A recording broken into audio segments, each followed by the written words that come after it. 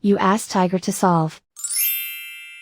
This deals with linear equations with one unknown. The final result is x equals -2/3. Let's solve it step by step. Group all x terms on the left side of the equation. Add 6x to both sides. Group like terms.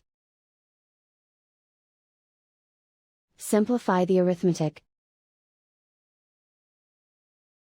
Group like terms. Simplify the arithmetic. Group all constants on the right side of the equation. Subtract 24 from both sides. Simplify the arithmetic.